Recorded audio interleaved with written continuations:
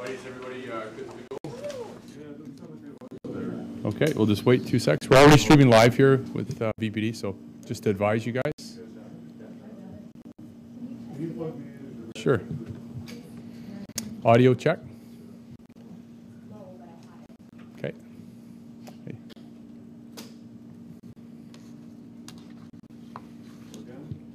Audio check. Okay, we're all good. Well, good morning, everybody, and thank you all for coming. My name is Sergeant Jason Robillard. That's R-O-B-I-L-L-A-R-D. I'm a Media Relations Officer with the Vancouver Police. Today I'm going to introduce to you Superintendent Mike Porteous. He's the officer in charge of investigative services at VPD. He's going to share an announcement here today about Project Temper. I just want to let you know that I'll be available after the announcement for any unrelated media questions. Superintendent.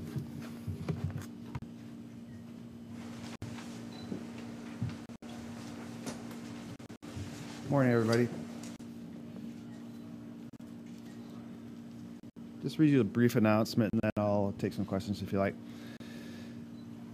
Vancouver Police and the Combined Forces Special Enforcement Unit of British Columbia, CFSEU-BC, have seized 4 guns, arrested 7 individuals, and recommended 20 criminal charges as part of Project Temper, which is a combined effort to tackle an increase in targeted violence and gang activity in the Lower Mainland area.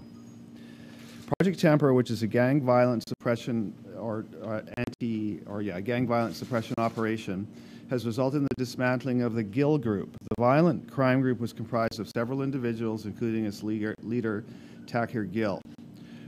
The VPD is committed to aggressively targeting people who pose the most risk to our communities, and we continue to work relentlessly with partners such as CFSEU-BC. This is another in a series of examples of projects where we've proactively target the most violent people in gang activity in an effort to suppress their activities before more shootings or murders occur.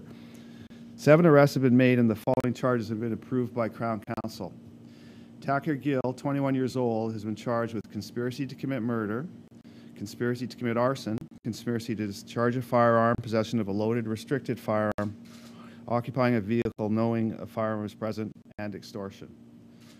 Another member of the group, Hit Karan Johal, 19 years old, has been charged with conspiracy to commit murder and conspiracy to commit arson. Simrat Lali, 20 years old, has been charged with conspiracy to discharge a firearm, conspiracy to commit arson, occupying a vehicle, knowing a firearm are present, and 2 counts of possessing a firearm without a license or registration. Walter Bay, he's a 23-year-old, has been charged with conspiracy to commit murder, possession of a loaded restricted firearm, and occupying a vehicle knowing a firearm is present. Pawandeep Chopra, 20 years of age, has been charged with possession of a loaded restricted firearm. 2 youths have been charged in this. I can't name their names, but the first one is a 17-year-old at the time of the offense, and he's been charged with conspiracy to discharge a firearm, possess a firearm without a license and registration, and occupying a vehicle knowing a firearm is present. The final youth, accused number 7, also a 17-year-old at the time of the offense, has been charged with conspiracy to commit arson. The VPD further is asking any member of the public who has information on any violent crime, including this type of crime, please to contact us at 604-717-0505 or to call Crime Stoppers anonymously at 1-800-222-8477. I can take any questions you might have about this particular file. Yeah. How are they helping a crime group or just working within themselves? That's a good question. I would suggest that were working within a cell themselves, but they were working more, I would suggest, on a contract basis for other crime groups or bigger crime groups. Can you say what those bigger crime groups are? Who they are? No, that's details of the as part of the investigation, but overall this group was associated traditionally with a Kang group. And are there any other outstanding members of this group still out there? This particular cell of this group, the way these gangs are structured across the region, there's the overall gang picture, which you would probably characterize as on one side the sort of the Red Scorpions associated people, and the other side the United Nations associated people, and then there's other groups within that, and there's layers down. This particular layer, this particular cell of this particular group has been dismantled. I don't believe there's anybody else outstanding. What about the victims? Who are the victims? Some pretty serious charges here. There was, you can tell by the charge, there were several victims or several specific victims. I don't have at my fingertips who they are, but there were to characterize the types of victims there was conspiracy to kill. They were other gang type individuals. Although interestingly, the one of the victims was I would describe as not being a gangster and being a, in fact, and he personally was anything but a gangster, but he was being targeted by the gang and trying to be extorted. So what does that mean? What does it mean for, as far as specifically? The fact that this person was not a gangster, was it someone that just well, happened to get any caught, like, from the public? Is it someone innocent? Is it? Well, again, I'm not going to go into a bunch of details because there's evidence, but what it is normally an extortion so if I want to extort somebody, they've got something that I want to take through force or threat. He had something that they wanted to take through force or threat. So we're not talking about an innocent member of the public. I haven't delved into the person's innocence per se, but because that's really not the focus of the investigation. But what I can say is he's not a gangster, and as far as I know, he's not a criminal. But if the charges have been laid, then his name would be out there. Do you have the name of this person? Not at my fingertips. I only have the names of the accused parties, but the person was a normal business person in Vancouver, as far as I know. Were these people under surveillance at the time of these offenses that they're being charged? Suffice to say that there was a spike in gang violence. This group came to our attention of this team of investigators. They were proactively targeted. We used a variety of police methods to gather evidence, including surveillance, and that amassed a great deal of the evidence that we gathered to support the charges. When was this spike in violence that caught the attention of investigators? The spike in violence specifically would have been last summer, August of last year. There was a lot of shootings and associated violence associated to this group. We were having to deal with, the police were having to respond to a number of incidents. I think in the 6 months leading up to this, we had to deal with this group approximately 16 times, and then after the arrest, the types of incidents fell down to a couple. Were all these incidents in Vancouver, or were there shootings and other violence throughout the Lower Mainland? They're throughout the greater Vancouver area, not centralized in the city of Vancouver, hence the partnership with the Combined Forces Special Enforcement Unit of BC. The project in itself spanned Vancouver, Richmond, Surrey, Langley, with tentacles throughout, even further out. Many months ago, we had that shooting on Broadway between a couple of groups. Nobody was named as far as who those groups were.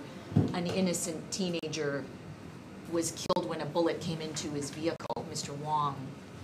Do these groups, this Gill group, do they have anything to do with what happened on Broadway?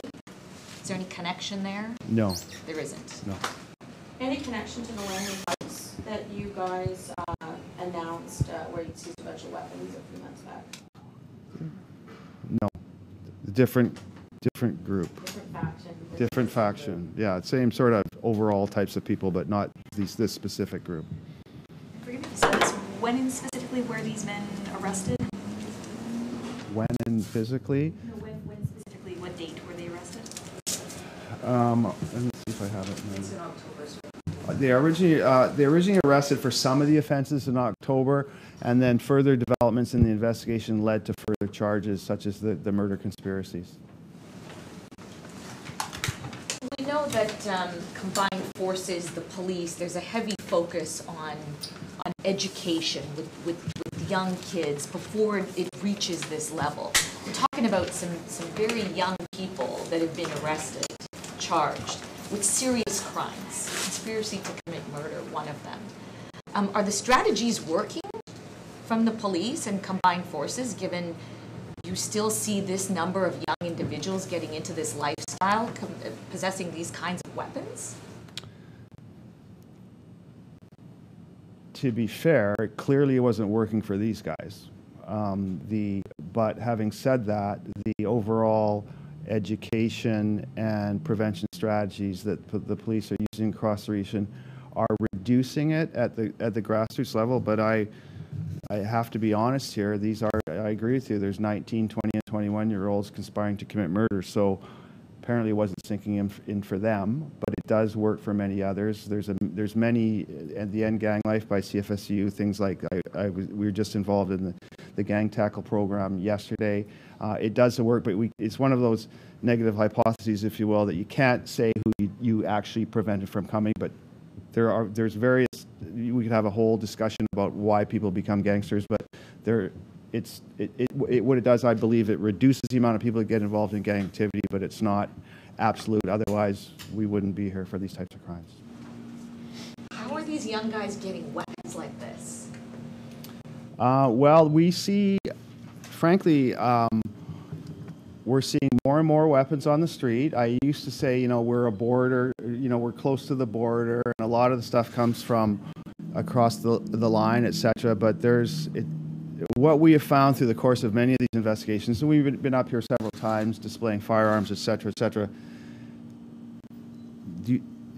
Common sense says that these are young people who aren't even particularly sophisticated in this case per se, and they're easily accessing weapons, so it's not that difficult to get them, so they're out there on the market for them to purchase.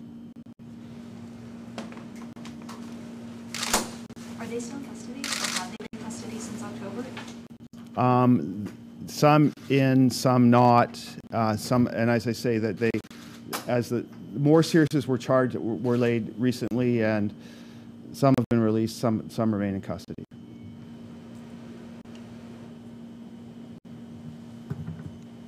I'm assuming Mr. Gill is in custody? Yes, Gill is in custody.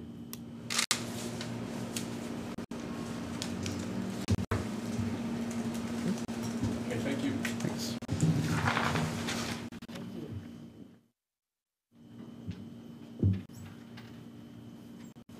You guys, I'll be available for any unrelated questions to Project Temper here. So if you have any